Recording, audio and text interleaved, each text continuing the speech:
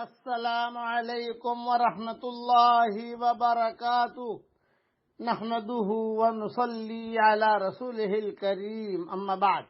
آج کا سبق سن لیجئے۔ آج کے سبق کی سرخی ہے نماز سے دوستی کیجئے، پارٹ نمبر 129۔ جنت میں محل بنانے کا یہ نبوی نسخہ بتا رہا ہوں آپ کو۔ اب سنیے، حضرت ابو الدرداء رضی اللہ تعالیٰ عنہ روایت کرتے ہیں کہ رسول اللہ صلی اللہ علیہ وسلم نے ارشاد فرمایا، جو شخص چاشت کے 2 نفل پڑھتا ہے وہ اللہ تعالیٰ کی عبادت سے غافل رہنے والوں میں شمار نہیں ہوتا۔ جو 4 نفل پڑھتا ہے وہ عبادت گزاروں میں لکھا جاتا ہے۔ جو 6 نفل پڑھتا ہے اس کے اس دن کے کاموں میں مدد کی جاتی ہے۔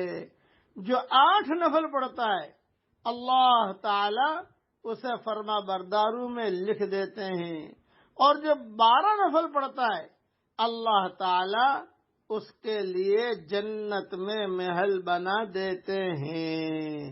یہ آگے یہ حدیث ہے، جو 12 نفل پڑھتا ہے چاش کی، اللہ تعالیٰ اس کے لیے جنت میں محل بنا دیتے ہیں۔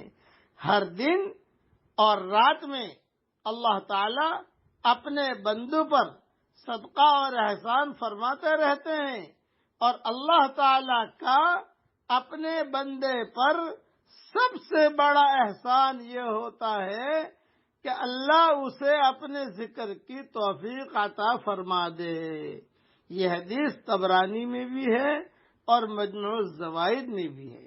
اس لیے 12 رکعت اگر پڑھ لو گے تو جو ہے جنت میں محل بن جائے گا چاش کا۔ آج کل لوگ کہتے ہیں مولوی صاحب کام نہیں بنتا، کام اٹکا ہوا ہے۔ بہت آسان ہے بھائی، 6 رکعت چاش کی پڑھ لو تو اس دن کے کاموں میں مدد کی جاتی ہے۔ اب اللہ ہمیں ذکر کرنے کی توفیق دے۔ پڑھ لو میرے ساتھ، لا الہ الا اللہ وحدہ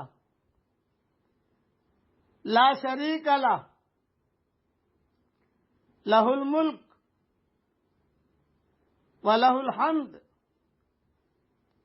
وہو علی کل شیء قدیر۔